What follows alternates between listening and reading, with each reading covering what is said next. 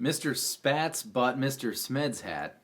No, I haven't heard anything crazier than that. My friend Gary Schmatz wants to talk about Porch, specifically Porch from April 3rd, 1994, and I would like to take the opportunity to do Porch a little better because my ear's gotten a little better, and I think I uncovered the key for how it goes so freaking fast. We've always been trying to get that low G note, I think. I didn't go back and watch my video, but I remember thinking it was, right? A, and then on the A string 3rd fret, and land on that E string, but then it's really hard to get back to your A chord, and I know what it is do your A, right? And then grab your A string 3rd fret, and that starts on an up strum, and now you're just going to strum up, down, up, down, up, down, up, while you go. And that low G, the thing that reads as a low G, is actually just the open B, G, and D strings, because that's a G chord. G, B, and D make G. So it kind of, given it's descending, and I think the bass does that too, but Stone is going.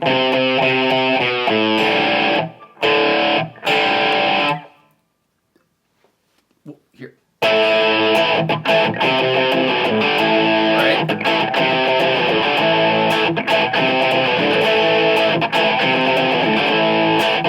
Faster, it sounds like Porch. Slow, it doesn't sound like Porch. Kind of like even flow.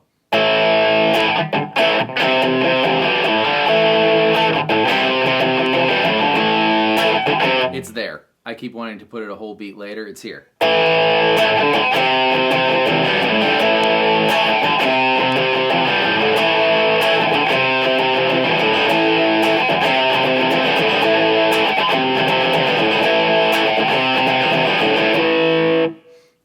Really slow one time. I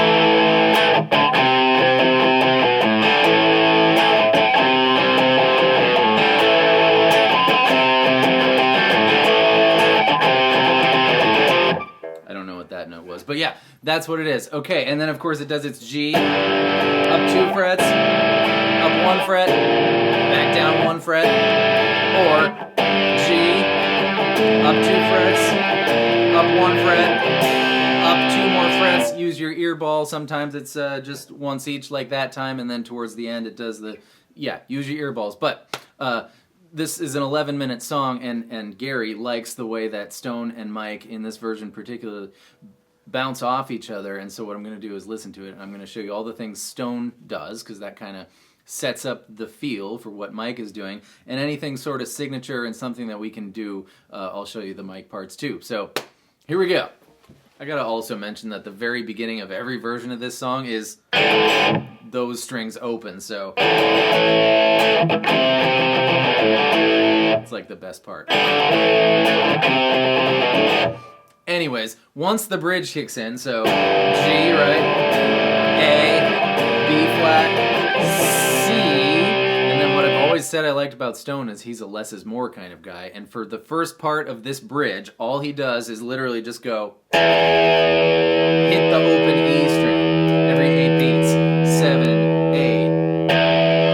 Not an E minor chord, not an E power chord, just the E string. 7, 8.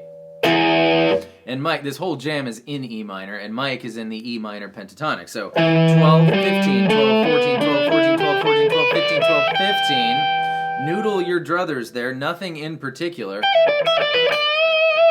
Until Mike chimes in with Voodoo Child. So do D14, D12, A14, back to D12, and then you're going to go to A10, so change position, A12, pull off back to 10, and land on E12. So that's the first half of Voodoo Child. This is where I like to play it. You could certainly find other places to play it. I find this the most convenient. And then the second half is D14, 12, A14, back to D14, to D12.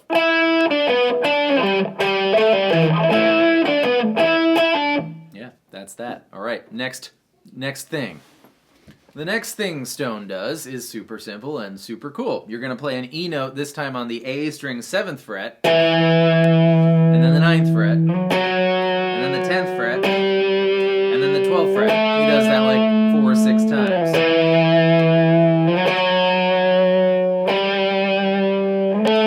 literally the first 4 notes of the E minor scale. So he's going do, re, mi, fa. Not really do, re, mi, fa because it's minor, not major. But yeah. Next, Jeff is continuing that E, F sharp, G, A thing, the E minor scale thing, but Stone is now going.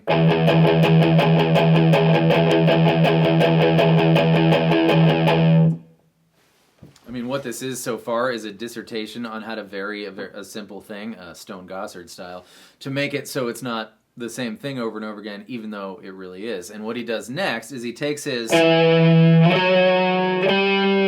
to another level and makes it octave chords. So same E note on A7 and then a different E note on G9. To 9, 10, 12.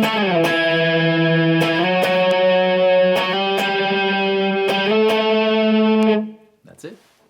And then he ups the ante by strumming it.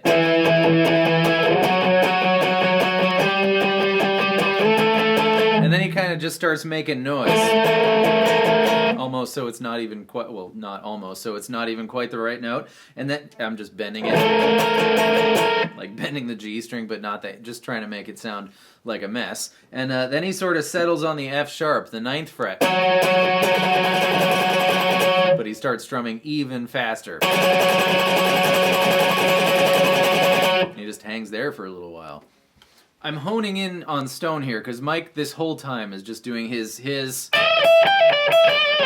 E minor pentatonic thing. The other cool thing about E minor pentatonic is since the 12th fret is 1 octave higher than the open strings, you can also do it open 3, open 2, open 2, open 2, open 3, open 3, and all the things you can do here, you can do down here.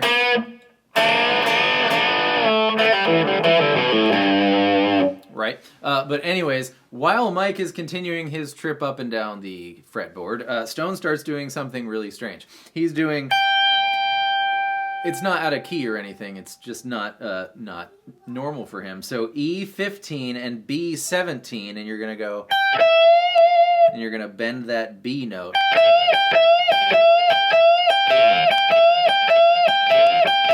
And he kind of does that obsessively for some amount of time. All right, I honed in on a cool mic thing. Now, there's a couple places you could do this, but given the speed, even though the reach is farther than we'd probably like, I still think this is the most convenient place. Do D9, D12, G9, D9, G12, pull off to 9.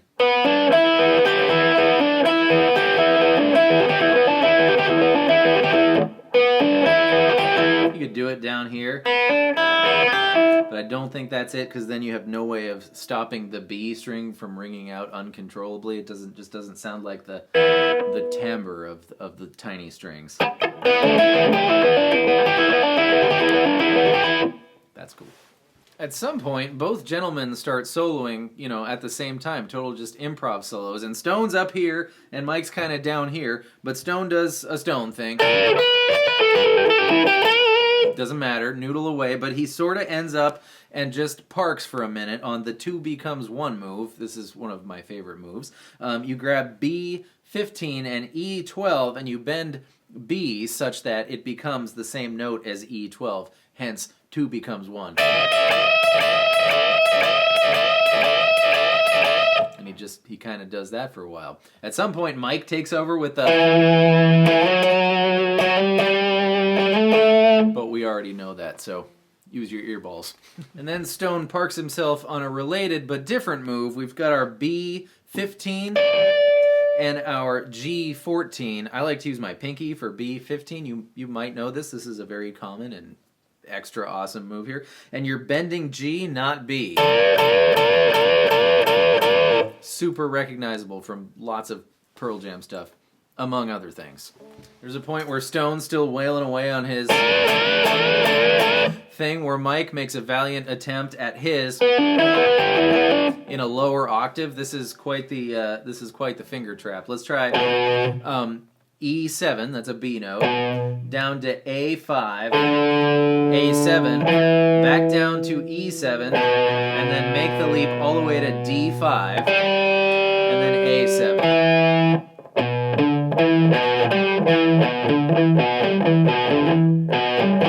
Yeah, start slow, go faster. Fun. Stone does this really cool thing where he's on G9, go 9, 11, 12. I'm with my ring finger, and I'm going to go up on the string like a slide as far as I can until I can just put my pointer finger back on the 12th fret.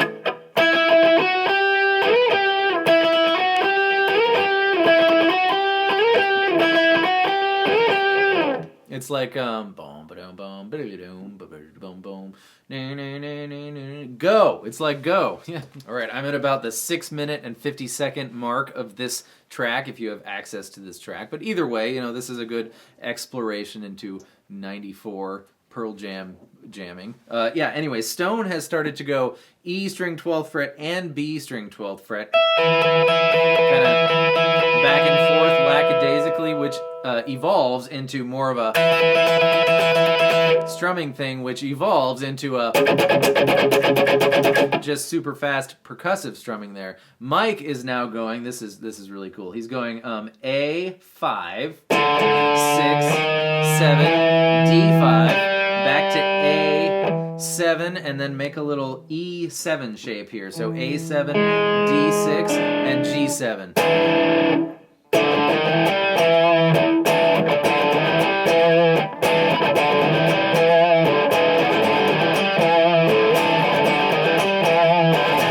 That's a cool thing. Throw that into your next E minor jam. That little thing got even a little cooler. 3 strums on the 5th fret, 6, 7, D5, A7, open E, E7 chord.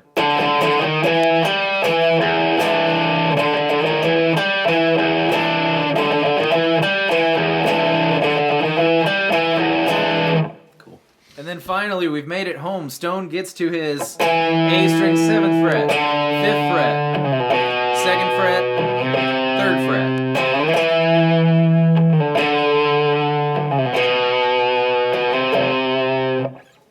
Which of course ends on a big A. But put your pinky finger on B and E5 for an A that spans more sonic territory.